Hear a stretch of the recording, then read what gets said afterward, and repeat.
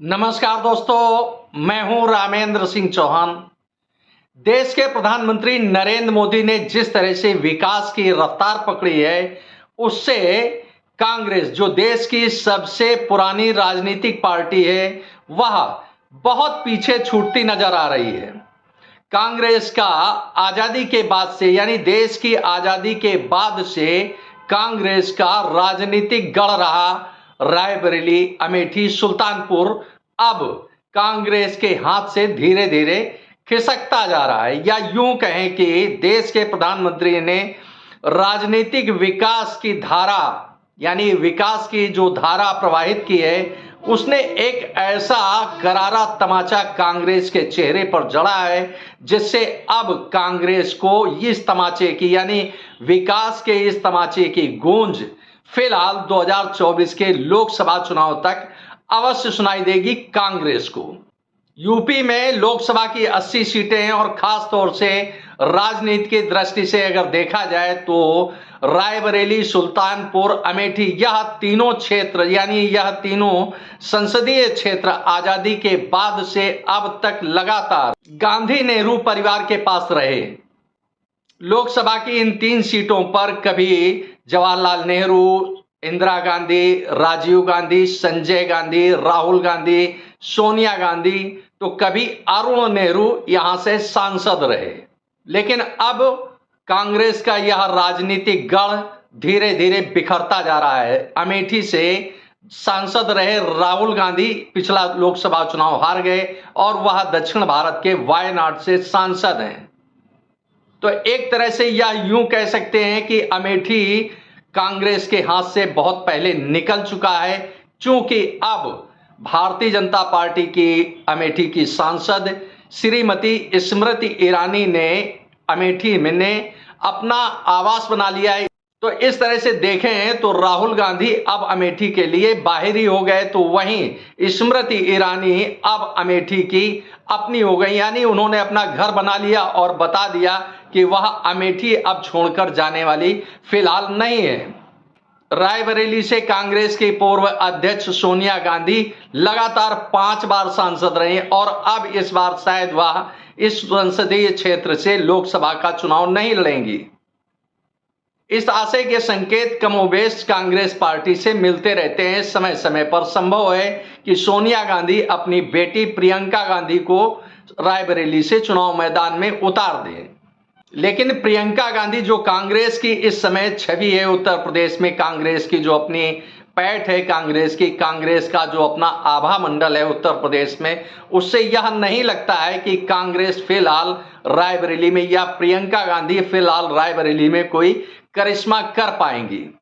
सुल्तानपुर से इस समय मेनका गांधी सांसद हैं और सुल्तानपुर में मेनका गांधी 2019 के लोकसभा चुनाव में बहुत मामूली अंतर से चुनाव जीती थी।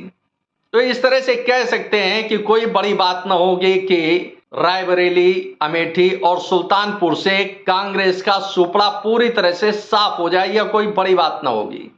अब जैसा कि राजनीतिक विश्लेषकों का, विशेषज्ञों का मानना है, अवध क्षेत्र में लोकसभा की 14 सीटें हैं, इसमें सुल्तानपुर, अमेठी, रायबरेली भी शामिल है। अब इस तरह से देखें, जैसा कि सर्वेक्षण में सामने आ रहा है कि लोकसभा की 14 सभी सीटें भारतीय जनता पार्टी जीतने जा रही, यानी जो अवध क्षेत्र की 14 सीटें हैं वह भारतीय जनता पार्टी के खाते में जाएंगी।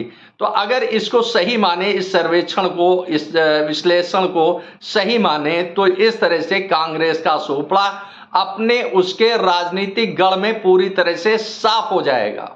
अब खास यह है कि इस क्षेत्र में, यानी सुल्तानपुर, अमेठी और रायबरेली, इन तीनों संसदीय क्षेत्र में कांग्रेस आजादी के बाद से लगातार काबिज रही, लेकिन विकास के नाम पर वह पीछे हटती रही लगातार इन क्षेत्रों को लेकर। जबकि केंद्र में लंबे समय तक कांग्रेस की सरकार रही, कांग्रेस का शासन रहा देश में, लेकिन कांग्रेस ने सुल्तानपुर, अमेठी, रायबरेली को कोई ऐसा तोहफा नहीं दिया था जिससे आम आदमी महसूस कर सके कि कांग्रेस उसके दुख दर्द को समझती है। ऐसा कुछ भी कांग्रेस ने नहीं किया। तो वहीं देश के प्रधानमंत्री नरेंद्र मोदी, या यूं कहें कि भारतीय जनता पार्टी की सरकार ने आते ही इन तीनों क्षेत्रों पर खास तौर से ध्यान देना शुरू कर दिया। करीब 5 वर्ष पहले देश के प्रधानमंत्री नरेंद्र मोदी ने रायबरेली में एम्स यानी all India institute of medical science AIIMS की स्थापना की थी। स्थापना या शिलान्यास किया था, जिसको अब पूरी तरह से विधिवत चालू कर दिया गया है। यह रायबरेली सुल्तानपुर अमेठी के लिए एक बड़ा तोहफा है, क्योंकि गरीब आदमी, आम आदमी उपचार के लिए या तो इलाहाबाद उधर भागता था या लखनऊ भागता था, लेकिन उसे अपेक्षित सेवाएं, सुविधाएं चिकित्सकीय नहीं मिल पाती थी। करीब 610 बेड की सुविधा सेवा क्षमता वाला यह एम्स उस क्षेत्र के लिए एक बड़ी नजीर है, बड़ा तोहफा है, जो कांग्रेस के मुंह पर एक तरह से कड़ा तमाचा है। खास तौर से सोनिया गांधी, राहुल गांधी और इनके परिजनों को इस बात से सीख लेनी चाहिए कि यदि वोट बैंक अपना मजबूत करना चाहते हैं तो वहां विकास भी करना होगा, जिस तरह से नरेंद्र मोदी ने एम्स का तोहफा दिया है रायबरेली को। रायबरेली के इस एम्स में 610 बेड की क्षमता है, तो वहीं 100 बेड की क्षमता वाला बेहद बेहतरीन आईसीयू है।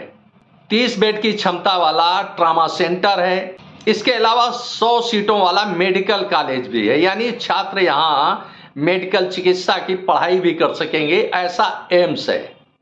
हालांकि रायबरेली के एम्स में काफी कुछ अभी होना बाकी है, लेकिन जिस तरह से उसको तेजी से काम करके एक नया आयाम देने की कोशिश की गई और उसे जनता को समर्पित कर दिया गया उपचार के लिए, तो इससे साफ जाहिर है कि 2024 के पहले इसका लोकार्पण करके आम जनता की सहूलियतों का एक द्वार खोल दिया है भारतीय जनता पार्टी की सरकार ने सुल्तानपुर, रायबरेली और अमेठी के मतदाताओं, नागरिकों के लिए।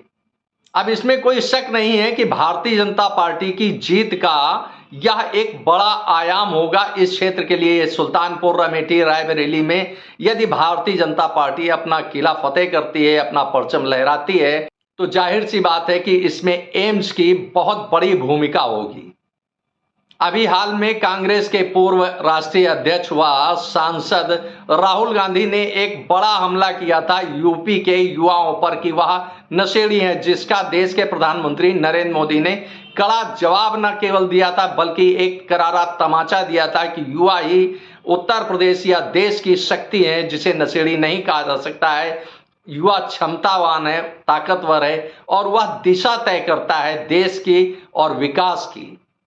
अभी कांग्रेस भारतीय जनता पार्टी के इस करारे तमाचे को भूल भी नहीं पाई थी कि उसके तत्काल बाद देश के प्रधानमंत्री नरेंद्र मोदी ने रायबरेली के एम्स का उद्घाटन करके एक और कड़ा तमाचा जड़ दिया कांग्रेस के चेहरे पर कि आजादी के बाद से अब तक सुल्तानपुर, अमेठी, रायबरेली में शासन करती रही कांग्रेस, वहां से चुने जाते रहे सांसद, लेकिन कांग्रेस ने कभी भी इन 3 संसदीय क्षेत्रों की ओर विकास को लेकर ध्यान नहीं दिया, जबकि भारतीय जनता पार्टी केवल 2 टर्म में केंद्र में सरकार में है, खासतौर से जब से देश के प्रधानमंत्री नरेंद्र मोदी हैं 2014-2019। अब ऐसे में देश के प्रधानमंत्री नरेंद्र मोदी ने रायबरेली के लिए एक नई सोच और एक नया विकास का आयाम दे करके, यानी ऑल इंडिया मेडिकल साइंस दे करके एक बड़ा तोहफा दे दिया है सुल्तानपुर, रायबरेली, अमेठी को। अब वहां कांग्रेस को अपनी जमीन बनाना बहुत मुश्किल दिखेगा, क्योंकि चाहे देश का मतदाता हो या आम आदमी हो, वह नागरिक सेवाएं, सुविधाएं चाहता है, उसका पेट भरा रहे, उसे छत मिले, उसे कपड़े मिले, उसे चिकित्सा स्वास्थ्य सेवाएं, सुविधाएं मिले। लेकिन कांग्रेस अभी तक आज़ादी के बाद से अब तक सुल्तानपुर, अमेठी, रायबरेली को यह सब नहीं दे पाई। शायद इसीलिए एक के बाद एक अब कांग्रेस के नेता रायबरेली, सुल्तानपुर और अमेठी से उखड़ते चले जा रहे हैं, चाहे वह बात राहुल गांधी की हो या सोनिया गांधी की हो या कांग्रेस के अन्य बड़े नेताओं की बात हो, जो सुल्तानपुर, अमेठी, रायबरेली में अपना ख्वाब देख रहे थे। अब लोकसभा चुनाव 2024 में कांग्रेस यूपी में अपना कितना करिश्मा दिखा पाती है, या तो 2024 का लोकसभा चुनाव होने के बाद, उसके परिणाम आने के बाद पता चलेगा। लेकिन लोकसभा की यूपी की 80 सीटों में बहुत मुश्किल दिख रहा है। जो राह दिख रही है वो कांग्रेस के लिए आसान नहीं दिख रही है। आपने इस वीडियो को देखा, आपको यह वीडियो कैसा लगा कमेंट बॉक्स में हमें अवश्य बताएं। वीडियो को शेयर करें। यदि आप हमारे चैनल पर नए हैं तो हमारे चैनल को सब्सक्राइब करें, जिससे हमारे आने वाले वीडियो, आने वाले नोटिफिकेशन आपको मिल सकें। दोस्तों, वीडियो को लाइक करना ना भूलें। आप लाइक करते हैं तो हमारा प्रोत्साहन होता है, हमारा मोटिवेशन होता है। आपने वीडियो को देखा, आपका बहुत बहुत धन्यवाद। Thank you. जय हिंद, जय भारत।